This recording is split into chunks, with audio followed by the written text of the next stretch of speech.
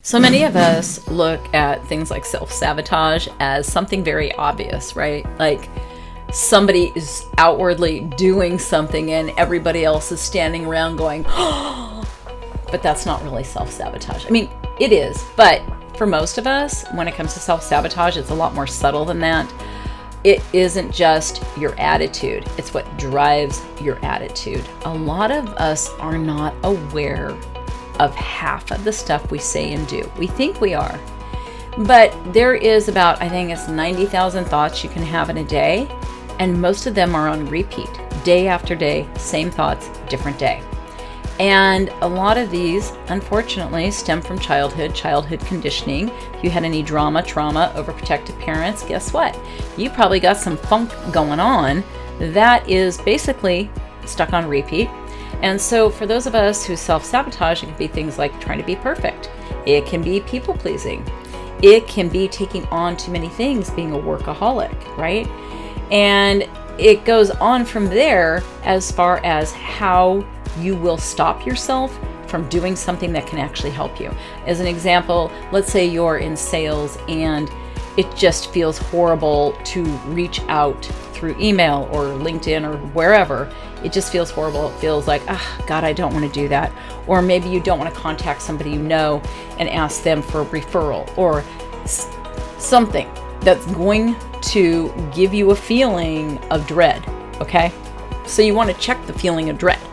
What's that feeling of dread? Why am I dreading this? Can this help me? Yes, great. I'm going to do it and I'm going to be uncomfortable, but I'm going to do it because I know that it's going to open the door. Other things we do are not fully explaining what we're doing. In other words, if we're trying to get people to buy into a project, whether it's your client, whether it's a teammate, whoever, and we only give them some of the information, which is going to set them up to fail, but also their expectations are not going to be set appropriately to what you're doing. So a lot of times we may not realize we're not communicating in a way that other people are grasping. So when you're going to introduce something, an idea, a project, whatever, you want to make sure that you are clear and you want to make sure that people ask you questions, because it will not help you if it comes back and somebody says, well, I didn't know all this information. I didn't know that I needed to do this. And then the project's late or it's incomplete or something else. That is going to be a form of self-sabotage. A lot of us, let's say we're looking for promotion or we're looking for, some way, maybe it's to gain more clients, whatever it happens to be, okay? Trying to climb the ladder. Again, whatever that is. You have to look at what you do to make your life harder in getting there. Look at the obstacles that you put in the way. Well, I can't do this until, well, I can't do that right now, but maybe later. Or maybe somebody else could do it. I can't do it. You don't challenge yourself, right? You don't say to yourself, I can do it right now. Or I don't have to go through a laundry list of things before I try to excel at my career or excel with this client or excel with my employees or whatever it happens to be. Again, and I always say whatever it happens to be because for everybody it's totally different. But there are ways that we just self-sabotage, because if I don't fully communicate to people, they are probably not going to see me as a consistent speaker. They're not going to see me as a consistent source of information. They are going to think that I don't know what I'm talking about half the time. And for those of you who are trying to be perfect, you're never going to be perfect, because perfection is subjective and that's not really what's needed. What's needed is for you to show up and do enough, to do what is needed to be done in a reasonable amount of time and a reasonable amount of effort. For everybody who is striving hard, you're going to burn out. And it's probably going to be ugly at some point. A crash and burn usually happens.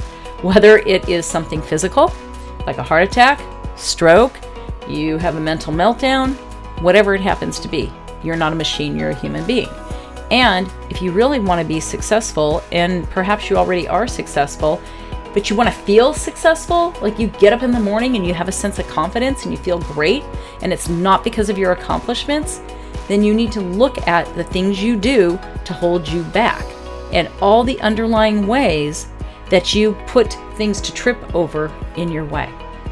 And once you start being aware of that, Then you can be more aware of, what thoughts am I having today? Wow, I cannot get over how my hair looks. I'm not kidding, right? I'm having a bad hair day, and you think everybody's staring at your head going, oh my God, you're having a bad hair day. Or something is wrong, right? You have a zit on your face. Literally, people can get tied up in these things, and that's your whole focus. So where does that leave room to focus on what needs to be done, right? Or what needs to be done to get you to the next level of your career. Like, I'm bringing in things that sound random, but if you look back on things that upset you or things you allow to get in the way of what it is you want for yourself, you'd be surprised at the thoughts that are going on in here. So the more you can pay attention to that, you can ask yourself when you hear a thought like, oh my God, this is it. And it's like on repeat, right? And you can go, okay, so I have one. Accept it. And when you accept it, you're letting go of all the emotion behind it that keeps you in that repetitive loop. So then you can start thinking thoughts that are better, that feel good, that will help you to elevate rather than sabotage. Take care.